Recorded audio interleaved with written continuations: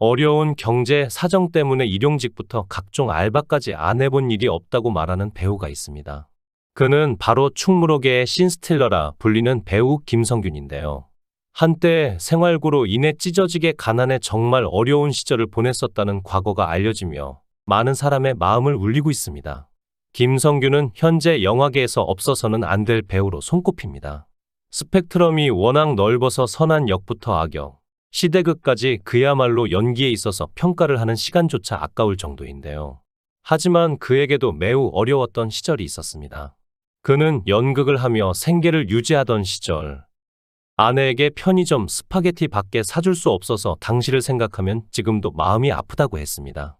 또한 반지하에 살면서 아이가 눅눅해진 면봉을 먹는 것을 보고 연극을 계속하는 것이 맞나 자책하기도 했습니다. 실제로 연극을 하면서 비디오 가게 알바, 일용직 막노동, 택배 상하차 등을 했었습니다. 영화 범죄와의 전쟁이 개봉되기 전에도 택배 상하차를 하면 생계를 유지했었고 무명 시절 어려움에 남몰래 눈물 흘린 적도 많았습니다. 어려운 상황이었지만 배우에 대한 끈은 놓지 않는 열정을 가진 사람이었습니다. 박명수가 눈물을 뽑아내려고 이런저런 질문을 던지지만 김성균은 그냥 해맑게 웃으면서 이런 말을 하네요. 없어도 그때가 재미있었다. 이 한마디에 모든 것이 담겨 있는 것 같네요. 아무리 가난하지만 이런 낙천적인 성격 때문에 가난을 가난으로 받아들이지 않고 현재의 삶을 행복으로 채웠던 것이 아닌가 합니다. 또한 김성균이 삼천포에서 연극 생활을 하다가 처음 서울로 올라왔던 이야기도 흥미롭습니다. 김성균에게 80만 원을 넣어준 극단 대표에게서 사람의 정을 느낄 수 있었고 그 80만 원을 꽤 오래 썼다고 하는 김성균의 고백에서 가난에 결코 지지 않는 낙천적인 성격을 엿볼 수 있었습니다. 문득 김성균이 완벽한 성인이 아닌가 하는 생각이 듭니다. 대부분의 세상 사람들은 가난을 이렇게 즐거움으로 받아들이지 못하죠. 하지만 그런 김성균 역시 약점이 있었습니다. 외모에 자신감이 없었다. 이 부분이 바로 그의 콤플렉스였던 거죠. 게다가 가난했던 생활처럼 김성균은 정면으로 부딪히지도 못합니다. 아마 김성균의 컴플렉스는 범죄와의 전쟁에 출연하면서 조금씩 극복된 것으로 보입니다. 이런 약점을 스스럼 없이 고백한 김성균이 오히려 인간적으로 보이네요. 김성균은 아내 김혜정과 결혼 이후 강북구 번동에서 어렵게 결혼 생활을 시작했다고 하는데요.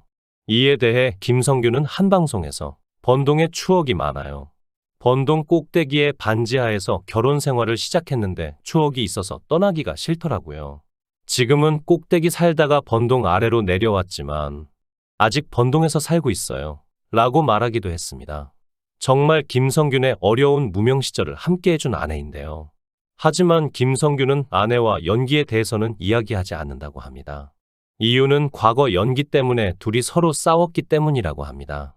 과거 아내와 같이 공연할 때 잘했다, 훌륭했다, 멋졌다라는 이야기를 하기보다 둘이 서로 너나 나나 둘 다 쓰레기야 라고 말했어요.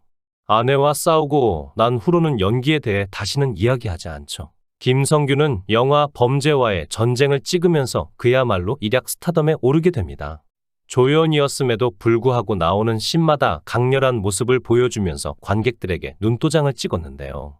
인지도가 올라가자 영화계에 러브콜이 많아지면서 그동안 느껴보지 못했던 배우로서의 자존감이 올라가게 됩니다. 이후 그는 역할을 가리지 않고 다작을 하는 배우가 됩니다. 영화 이웃사람, 박수건달, 은밀하게 위대하게, 화이, 롤러코스터 등 드라마를 포함 매년 3에서 7개의 작품에 출연하는 열정을 보여줍니다. 그가 대단한 것은 단순 다작 때문이 아닙니다. 유머러스한 캐릭터부터 악랄한 악역, 옆집 아저씨 같은 푸근한 역할까지 모두 완벽하게 소화해내면서 흠잡을 게 없는 배우로 알려지게 됩니다. 특히 2013년에는 영화 화이, 용의자, 군도과 드라마 응답하라 1994를 통해 전혀 다른 모습을 보여주면서 같은 연기자가 맞나? 라는 극찬을 받게 됩니다. 그는 영화 범죄와의 전쟁에서 관객들에게 깊은 인생을 남겼기에 악역에 대한 이미지가 많은 것이 사실입니다. 실제로 범죄와의 전쟁에서 보여준 은갈치 양복에 가름하는 마치 1980년대 인물을 그대로 데리고 온 것 같은 느낌을 받게 했습니다.